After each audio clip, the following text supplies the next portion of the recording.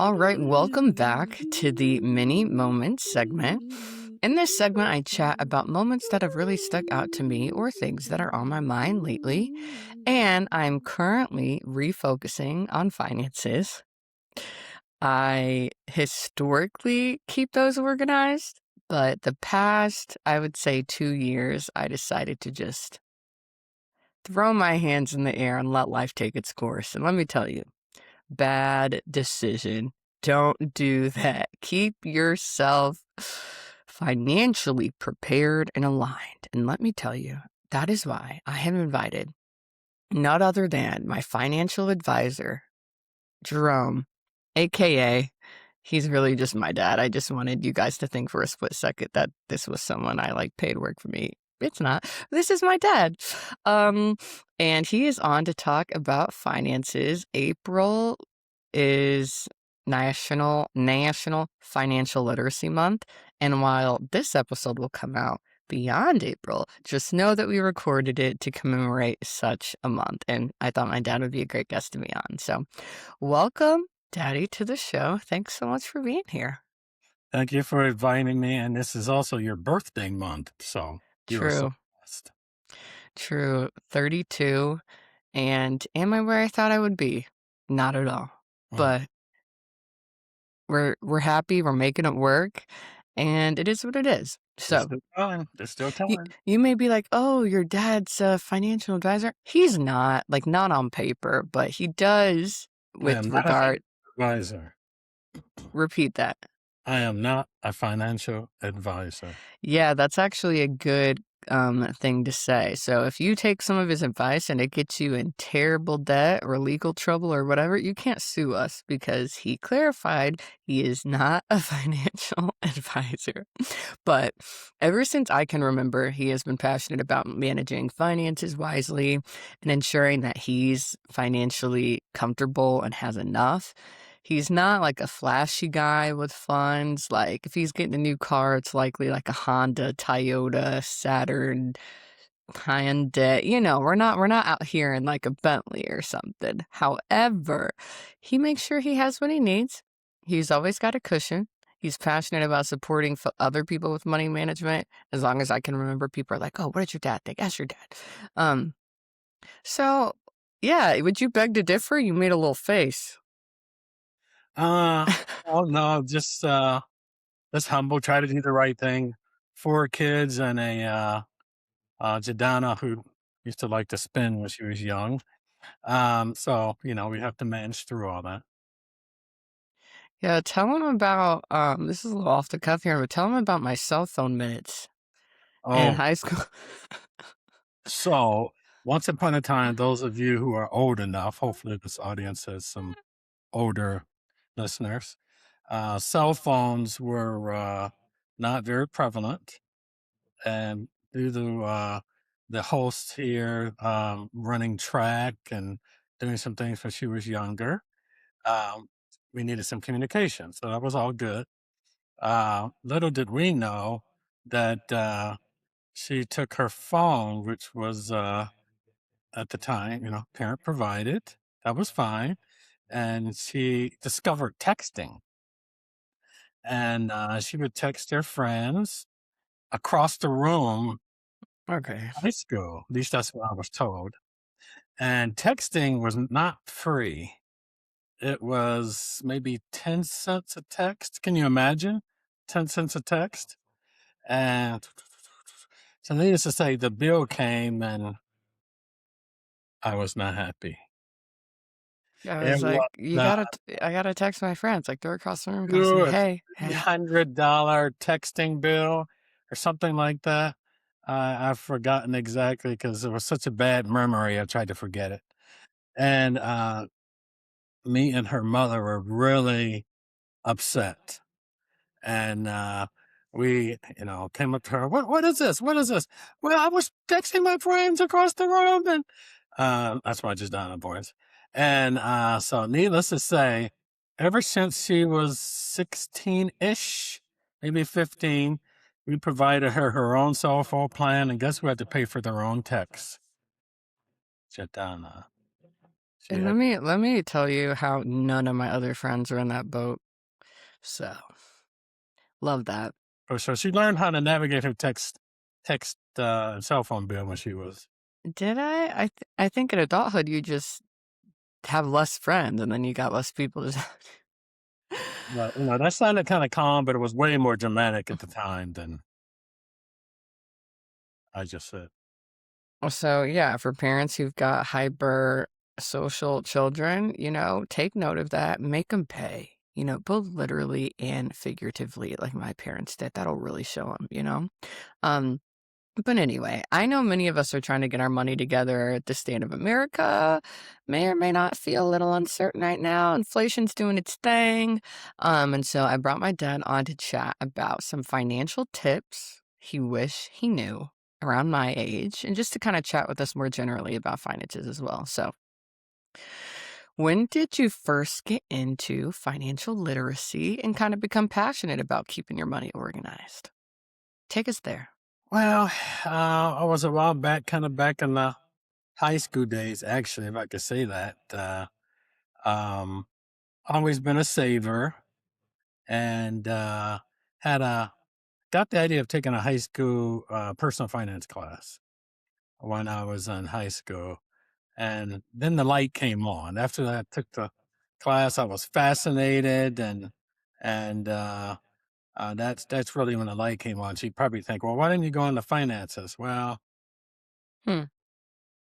I liked engineering better. So anyway, so that's what I did, and I think I had a class in college maybe, but that's what really got me turned on when I was in high school. So you voluntarily signed up for this? Someone pushed you to sign up, or you just thought it was an interesting subject? I just thought it was an interesting subject, so I signed up. Yeah, Wow. See, this is why I try to tell my parents as much as you want to instill certain things in me, personality is a thing. Because signing up for a personal finance class when I could have signed up for like drawing and choir and like liter- and TV, there's no way I would have signed up for a personal finance class. So I love that for you. And okay, do you remember anything from the class when you think back on it? Like any specific thing or just how oh, it made you feel? oh, oh, it made me feel empowered. Like Mm, something about finances now, and I mean, it led me to investing in. I think I invested some money in stocks like in 2 or 3 years. So I must have been 21, maybe 22. Now I wish I had springboarded this off into billions. That would have been nice, but Jadonna would have been spoiled then. Probably, I probably wouldn't have worked. I can still, I'll And, still take a little limo to. yeah, but at that time there was no online investing or anything like that. So I actually had to go to the Merrill Lynch building in downtown Flint and walk in and see a broker to invest money. Needless to say, I got a few strange looks Yeah. from Mm. the downtown broker, but they did it. And I think Exxon was my first. Now Exxon Mobil, but Exxon was my first investment, I think. I Okay. should that's one of the mistakes I should talk about, but Wait, investing in that was a mistake? no, getting out of it was a mistake. Oh, I was gonna say, I Exxon, guess I didn't make that I didn't sound right, did I? But Exxon doing that well. was a good idea, and I think it was Exxon and Central Illinois Public Service. It was a Florida utility. But I, um, sold it to buy a car. That's what I did. I mean, that was the idea. I was supposed to be saving, but I should have put less in the car, kept the uh, kept the stocks, which also produce pretty good dividends. And now, let's say 40-ish years later, um, that would have been a nice increase. So one Yeah. is invest and put your money in assets. Don't buy consumables. Okay, so we're already getting back to the tips, but so I guess I guess that kinda leads it to my next question. If you could just name a couple things you wish you knew about finances when you were my age. So kind of starting with the one you just said, invest and repeat that. Well, invest in assets. It could be land, s- uh, stocks. Might be a business, but investments that grow. But probably even before that, I mean, I grew up in the church, but I didn't know at the time. I didn't really think about it. It's really all God's, and the earth is the Lord's and the fullness thereof. You say, why are you talking about that? Well, it helps you keep perspective. That it's not yours to go out and just spend this way or that way. Use it on text when you're a teenager, whatever the case may be. So it helps you to keep it in perspective that you're really just um, you're a steward and you're taking care of the resources that have been provided to you. So when you have a different perspective like that, it helps. But back then it was a list, and originally there was no Quicken, there was no Excel. Now we got apps. Now we use Rocket Money and Every Dollar and all these other Yeah. things. A sheet of paper and writing originally because I shouldn't show my age, but um, there was no computers to type on. Originally was not even any word processors that happened when I was in college. So yeah, originally you just wrote on paper. But I probably didn't do much budgeting. I had to be careful, probably till I was in college actually, versus versus high school. So it came from a reasonably modest home. Parents worked in the plants. Father was skilled trades. He had two jobs actually, and then he worked had another second job. Mother was a nurse. Danice's grandparents. So Danice Jonisha, that's my little sister. parents. Sorry, my between wives and my other daughter's name gets mixed up. And anyway, Always have. so so I was relatively modest. We didn't have lots of money, but we were reasonably. I could eat and things like that. So I have no complaints about my upbringing. So anyway, my daddy was frugal. My mother liked to spend. I'm sure none of you have that, or maybe it's flipped. But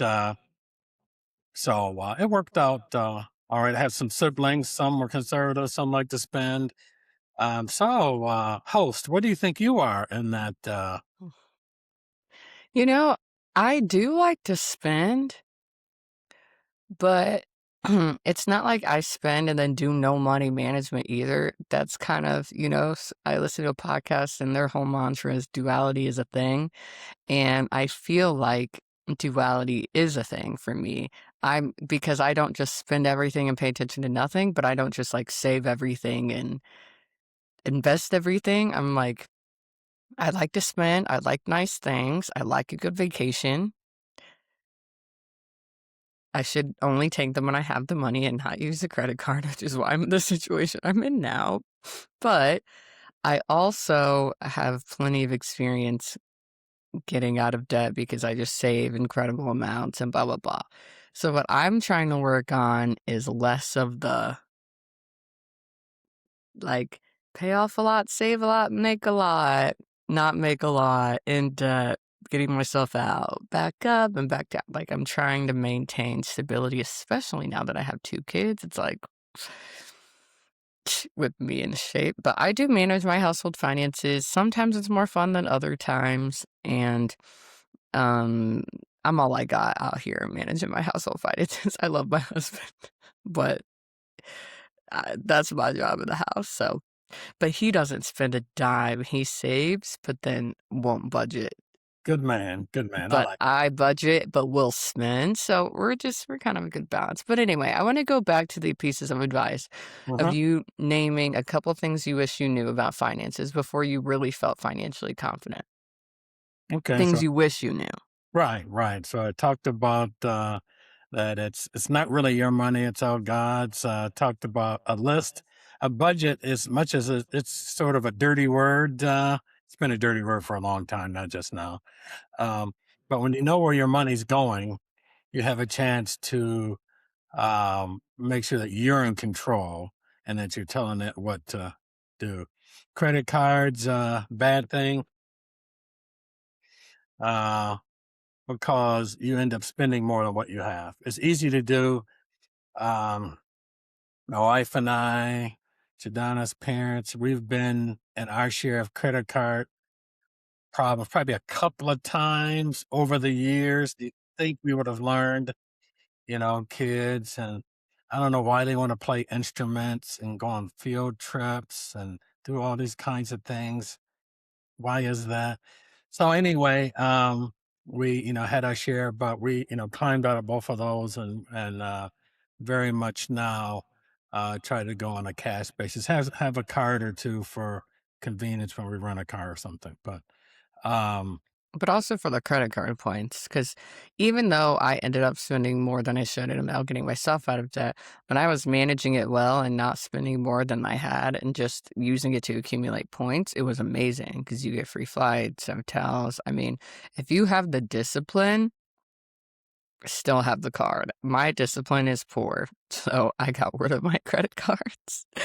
yeah, I But agree with that. But your default, I would say, should be um either no credit cards or a credit card with a small limit, 300. And if you're getting a little, if you're getting a little older and you're adulting, I'll say that because that's what I hear Jadon and her sisters and brothers say. Then maybe you need, 500, maybe 1,000, but that's about it. Enough to, if you go on a trip, you can rent a car or whatever. And, because otherwise it's easy. Next thing you know, it's 2,000. For instance, my wife has a credit card at Fidelity. They just increased her limit by $5,000. I have no idea why. We didn't tell them we made more money or anything. That's one of the things that Ramsey will talk about is, yeah, and then if you're not careful, you'll be like, oh, I can go to the Olympics or I can go to whatever. And next okay, thing you don't start roasting me because that's what it's feeling like. nobody knows what we're talking about. So you can go, but I mean that happened to us. So it's not just one thing. That happened to us. You think, oh, I've got more limit now, and you just do it, and it's a bad idea because then you get trapped and you get in your financial handcuffs as well. Mhm. One, then you can be trapped for a long time if you're not careful. So please be very careful whether you're young or old. Stay out of the handcuffs. It's all right to have a little bit of space. I get it. If you had to budget to the penny, there are those, Ramsey, because I like Ramsey. He's not perfect, but I Who like is Ramsey? People may not know you're saying that like people know. Ramsey. His first name is slipping my mind. It was Dave Ramsey. Dave, yeah. Yeah, and the classes, and we've been through those, and we didn't do exactly everything he said. Probably would have been better if we did all of it, but And yeah, I'm not a fan of him, but and my they parents yeah like him. they work. Well, that's to say it's not perfect, but he recommends a lot of good principles, and so try to stay out of the credit cards. Have an emergency fund. I didn't know anything about emergency fund when I was young. Emergency fund is a great. He said start out with $1,000 and then 3 months income, 6 months expenses. Excuse me, not income, expenses, and that's a great way to have a financial foundation. See, because the idea is to stay. If you can stay out of trouble, if you can stay out of the credit card binges, and to the point where you don't spend money you don't have, you can do great. Now, I mean, you may not have the perfect life. You figure I want more, but then when you get that raise, or maybe you'll be able to move, or because you didn't put yourself deep in a hole, and you'll be able to climb out. And maybe you're like us, and you have 4 children. Too many. I thought I was gonna have one or two. I'm not. I always tell my wife, "How did that happen? How did we end up with 4 children?" But then people look at me like, "You don't know? Well, I know what happened." Yeah, that's an odd thing to say. All right, that's what I think to myself. How did I end up with 4 children? Uh, Anyway, I was everything one of the first 2, so, my everything other younger siblings are the throwaways. uh, I'm fine. Everything worked out good. I have no complaints. But you wonder in life how things happen. So we have to be careful, but stay simple. Emergency fund, um, either no credit cards or low limits on your credit cards, so you can't get into trouble. And know where all your money's going, because you'd be surprised. The hostess here had we discussed about um, let's just say, all of the Hulus and the Netflixes and what everybody has, you know, and so you Yeah. eventually have to decide, what I'm not pointing at her, but, how many do you want? And because I tell you, they'll have you, you'll have 5 or 6 or 7, God knows how many of those. Everybody says they want your money. I read news or whatever. Oh, we want $200 a year. Oh, Wall Street Journal. Oh, we want 500. Next thing you know, you could be spending God knows how much, but they all want your money. So either, I suppose it's all right, if it's in your budget and you want to do 1 or 2 and you use them, okay, you know. But we cut our cable out years ago. Um, My and parents have, like, no services. uh, See, not that's why there has to be a balance because hardcore. you omit too much. They I don't need tell a not everything we do. But anyway, excuse me. Go ahead. Wait, what did you say? I said we don't tell you everything we do. You said we had no services. I mean, you Actually, have I don't. some. Right now, I cancel them. This is what I do. I cancel them. I bring them back. I cancel them. I bring them back. If I want during a certain time, if they have, I like sci-fi. If something comes on, I think I want to watch for 3 months. I'll bring it back, watch it, but then I'll cancel it. For example. And that takes, I feel like, a level of dedication and vigilance. Most people I know my age they're not like canceling their subscription when they don't use it and getting it back when they do, just because of the amount of work that would actually take. But it makes sense. I just canceled cable that I had, and then we use an antenna. And little did I, and it went from like one, so they raised my price to 189, and I was like, "That feels so high," so I called, and I got them to lower it to 119, but I was like, "Ooh, I still don't really have the extra funds, I'm paying off a lot of debt right now." So my husband calls to get it down to 80, but didn't let him cancel it. So then I called, they finally canceled it because I was kinda, like, intense on the phone, and now we only have internet, so from 189 to 50. Good job, us. And we have our antenna that we've already had. We didn't even have to buy it. And now we can still watch everything because my sister lets me use her Peacock. My other sister lets me use her Discovery Plus. And yeah, and we have Amazon Prime. We still pay for Prime. But anyway, is there, go ahead. No, I was going to say, yeah, that's back to the basics, knowing where all your money is going. That's key because it's easy to spend here. Um, you know, I volunteer at Rafi Free Clinic, little plug there. They gave me a cup, but it's easy. I was doing this for a coffee habit. At one time, I realized I was spending, maybe it's just not a lot to you, rest of you. I was spending $250 a quarter. Hopefully, I wouldn't say a month. That'd be really bad. And I thought, You know it was higher than 250 a quarter. Are you being no, honest? no, yeah, which says I'm like, that's 3 months. You do math. What's that? What's that? 80 dollars. Yeah, that's a lot. $80 a month. That's what 24. No, that's only 8 cups. Oh, Or that's only 10 cups. 200 and yeah, $80 a month. And then that's what's bad. $7, $8 a cup. That's I pathetic. mean, with a tip. Anyway, so I had to cut down. So, they changed their plan, Starbucks and everything. And I think eventually I'll probably let my Go membership expire. but actually, I'm on track to keep it going. But anyway, so all those little things, there's nothing wrong with them because you want to put your money in, you need to invest in assets, like I said. And the basic ones are, you know, um, do your plan at work, uh, your 401k, invest at least up into the match. You should be doing 10 or 15% really.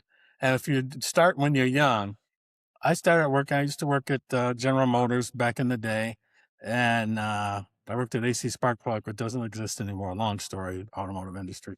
Anyway, I waited 6 months.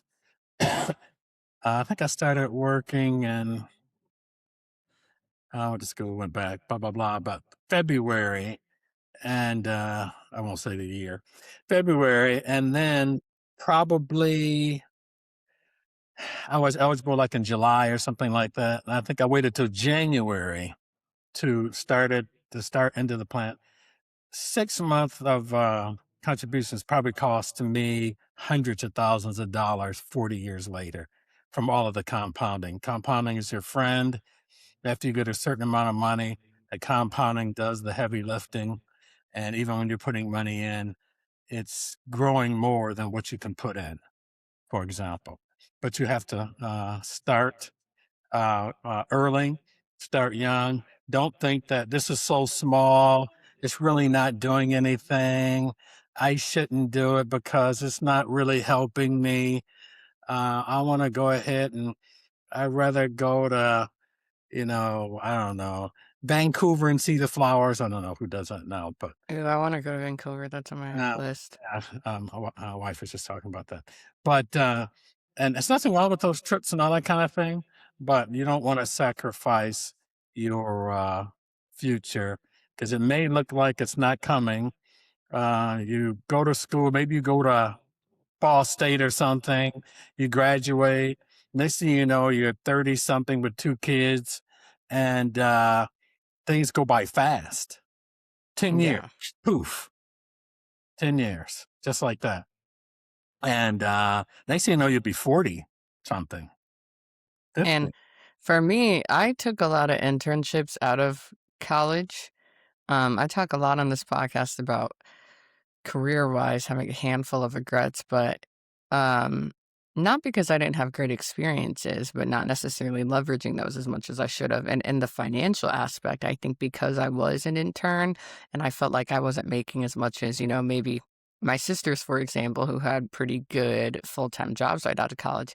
I was like, well, I just have an internship. Even if I can contribute to some of these plans, I don't want to because I'm making so little money.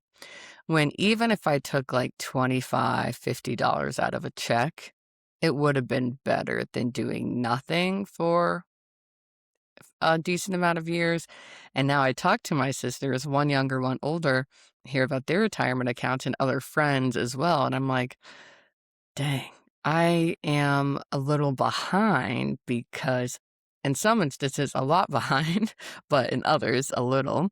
Depends on who you talk to and what they got. But I want to talk to you about this, something I didn't bring up on the sheet, Mhm. but about just transparency with finances and how taboo that can be, especially in your generation, but still in mine.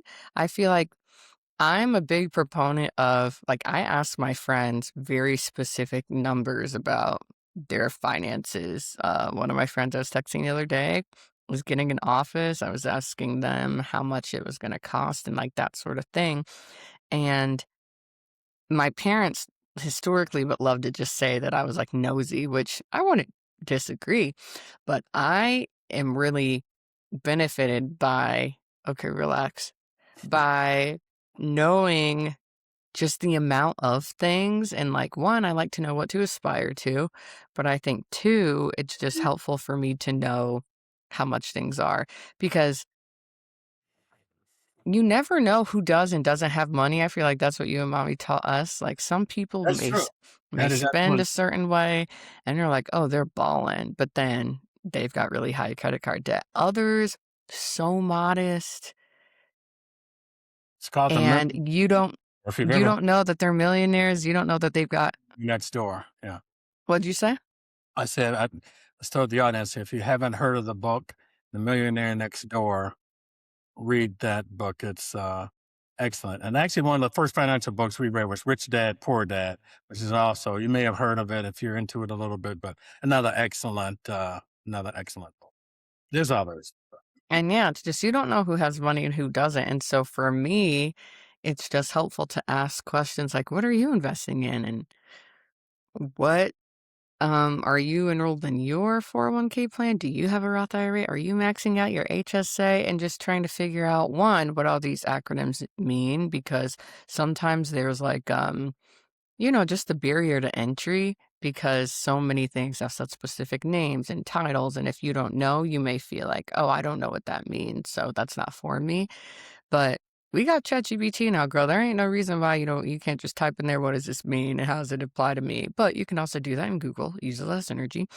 But yeah, just curious if there is a piece of advice you would give to someone who is struggling financially and they're just kind of intimidated by all things money, but want to do better.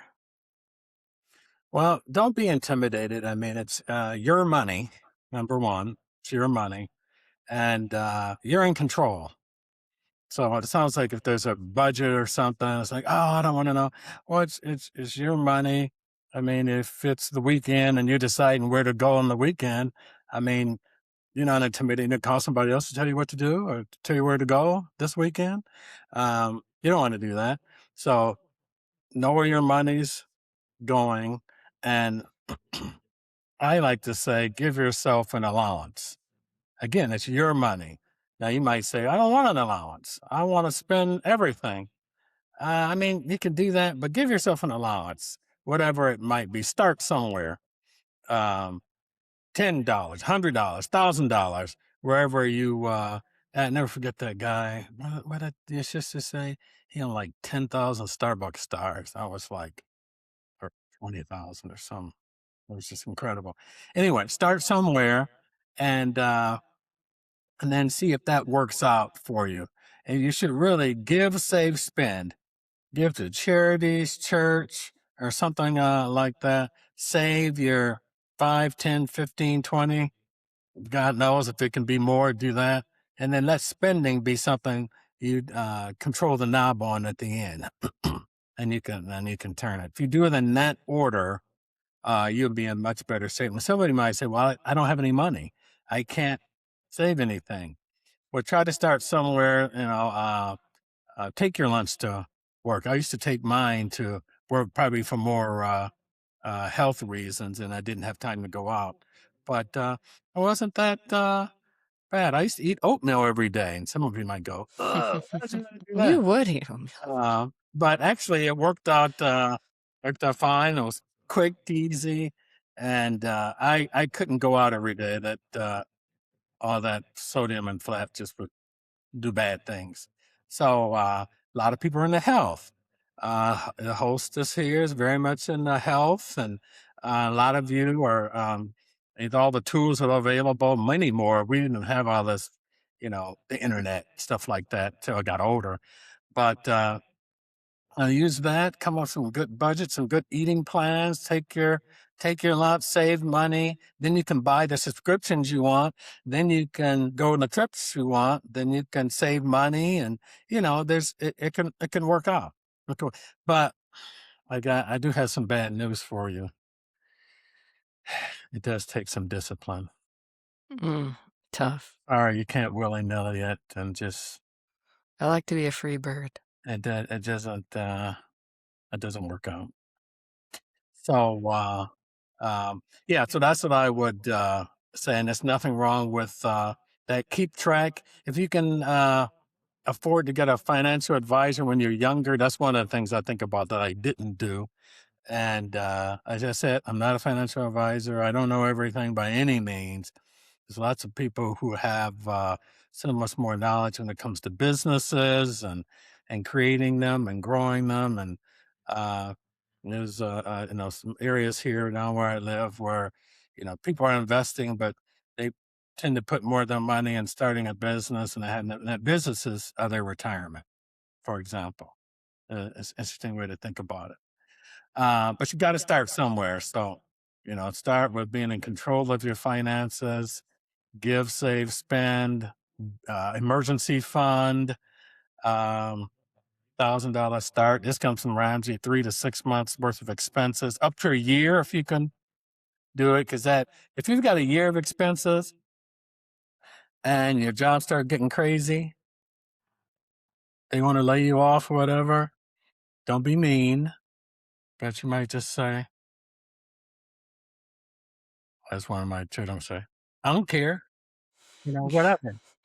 Because, Lay me off, girl. uh, um, I ain't scared. yeah, it's actually one of your sisters, not you in this case. They call. But that gives you flexibility, and you feel so much better because you don't have to be subjected to crazy stuff. I mean, don't just randomly just quit. Think Yeah, about going. yeah, don't But quit. then you've got flexibility to think about what you want to do, and that is so. I mean, it's more comforting than you first think. You probably think, it really is. So then, and all I'm talking about is that's just the baseline. Then you've got that baseline. It's easier then to make other decisions because you've got your foundation underneath you. And before we go, name just like Spitfire 10, maybe I'm not going to number it. Name accounts people you recommend people at my age, let's say 32-year-old, maybe has kids, maybe doesn't have kids. What accounts should we have at my age? You mentioned your company's retirement plan. You should be opting into that. Try to put in the max if you can. Name a couple other things you are like, yeah, at 32, you should probably have these things. Well, if you're putting in a company plan, make sure you just don't put it in a savings account when you do that. Start out with a target date fund.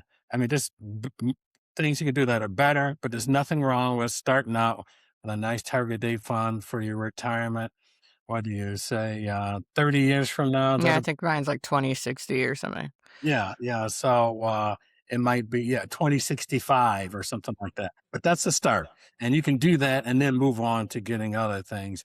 You can have a checking account or a high yield checking account depending on how much you make. Some of you maybe you can't reach the balances. You have to have a regular checking account. Others of you make really good money. You have a high, maybe a minimum was 1,000 or 2,000, but that's fine for you. You're making good money, and that'll pay you back. And for the high yield checking account, I just want to say I know people who, like, if you never heard of that, you don't put like money you're going to need for your bills or that you're going to spend in a high yield checking account. You're going to put money in there that that can have that you're not going to be missing, that can sit and grow. So I don't even know why people would use a high yield checking versus a high yield savings. That's what I have. Why would you use a high yield checking account? Well, you use high yield checking because you have lots of transactions. Savings account it used to be 5, it might be 10 now. You can't have lots of transactions come out of that savings account. So you do that. I use that, but I use it for in terms of what we do with Quicken, we'll use it for we pay our home insurance out of it for the year. We pay our car insurance out of it for the year. That's one. That's another one. There's some other bills that we might pay that are once a year, for You example. pay your car insurance annually? Yes. Dang, I'm one of the brokies that pays it I didn't monthly. used to. Once upon a time, we didn't do that, but they charge you extra when you pay payments, and they charge you extra for monthly. They charge you extra. Some will let you do quarterly. I like that actually, but some don't. You should requote your car and homeowners insurance Oh, every my dad makes, oh my gosh, he will ask us if we gotten 3 requotes. or 2 or 3, 4, 5 years, depending on what happens. You should requote them because when they think they got you, they raise your rates. My dad's like, okay, bye. I know no one who will switch a provider as quickly as my dad. He's like, "Okay, you wanna raise it? Okay, bye." So I Any try to, service. I mean, if it's $10 difference, I'm not switching. Maybe 50 or 40, but a lot of times it's more significant than that. So you have to say, see ya. So stuff like that. Um, What you, other accounts? you, HSA, big time. HSA was just coming out and I was a little older and I had 4 kids in school and college. So I took advantage of it for my yearly expenses. But the thing to do is to maximize it and get a big fund built up. So when you're later in years, you can use it to pay for your medical expenses tax free. Because it's the only thing that's tax free when you put it in, tax free growth, and tax free when you take it out. So you should definitely maximize your HSA. It's a great thing as far as that goes. Ideally, you should have a brokerage account, an IRA, and a Roth IRA. You should have all. You should have all three. What's the point of the I never keep funds in my Fidelity brokerage account because that means it's not growing. So when you say brokerage, you just mean like a checking at Chase. Well, no. I mean, Oh, if you want a brokerage account, the idea is if you're a friend of mine who become unnamed, that and you have hundreds of thousands in a regular brokerage account, and then you get laid off or whatever case, then you can use that money and not take it out of your Roth and not take it out of your regular IRA, which would be taxable. So you want all three so you can vary your strategies depending on what you have to do. And I didn't do that. I put all mine in, I put some in Roth and put all in pre-tax. So when I ended up retiring during COVID in 21, now I had enough money to live, but I ended up getting taxed on it later. Now the idea is your taxes are going to be less later than they are earlier. We could that could be debated. There's a lot of I thought about that as to what's best for you, but it's actually good to have all three.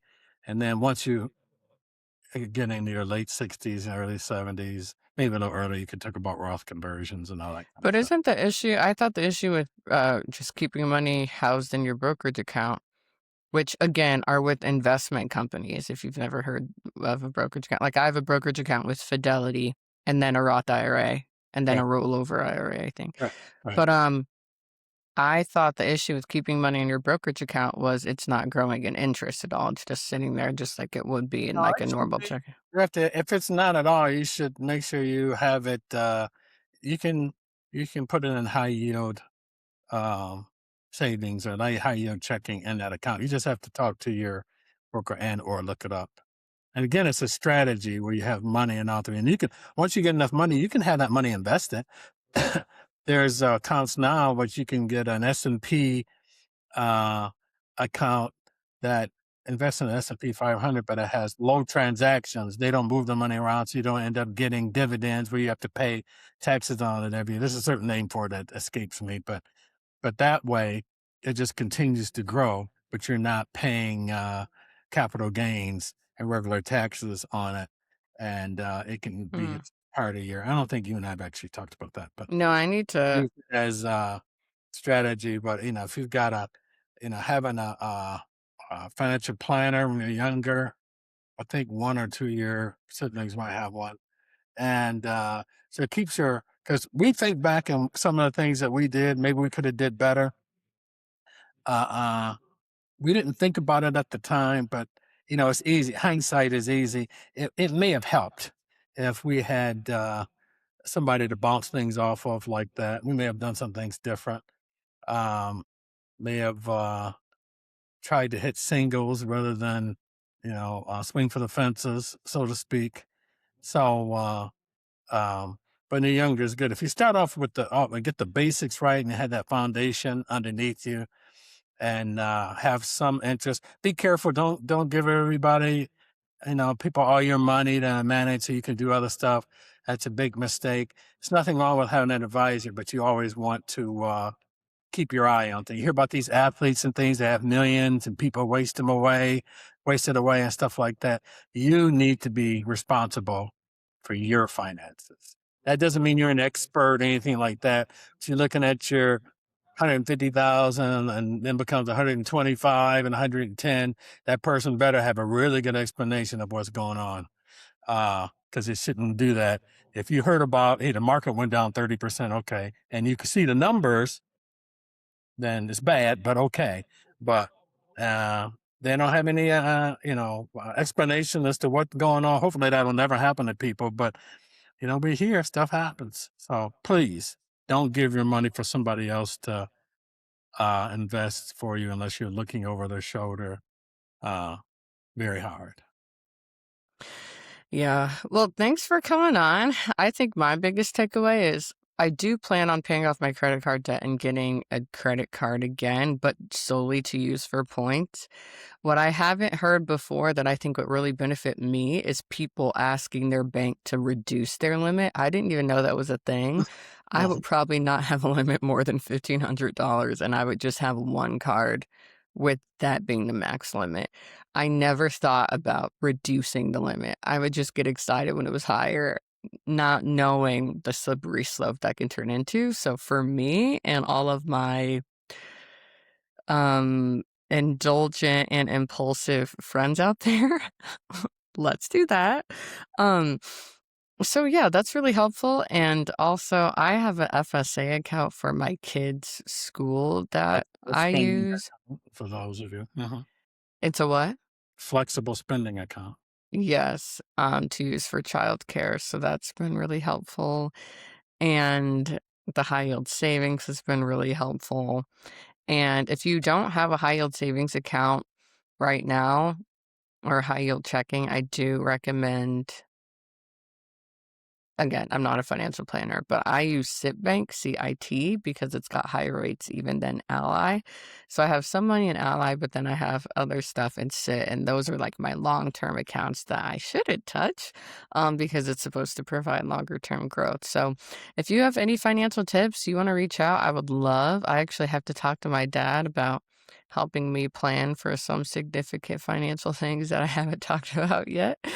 But the biggest thing for me is forecasting so you can plan. And then in the meantime, not thinking, oh, I have time. I'll just spend that thing I planned on saving. It's fine. And then you end up a couple of years later, like, dang, I really should have been more disciplined in those month to months because now the year is looking a little different than I thought it was going to look. So that's what I'll say from my experience. But thanks so much, Daddy, for being on. Um, This is really fun. I was kind of concerned, a little nervous about the whole thing, but it's worked out well. Thank you. For sure. And if you want to get in contact with my dad as he goes about his personal finance, official financial planning journey, we will give you his LLC once it's started and make Contact sure. me through you. They can contact you, and then we'll see what happens there. Yeah, I'm kidding. He doesn't have an LLC. And as far as I know, he's not planning on getting an official personal finance license. But maybe, maybe. All right. Well, thanks you all for listening, and let's move on.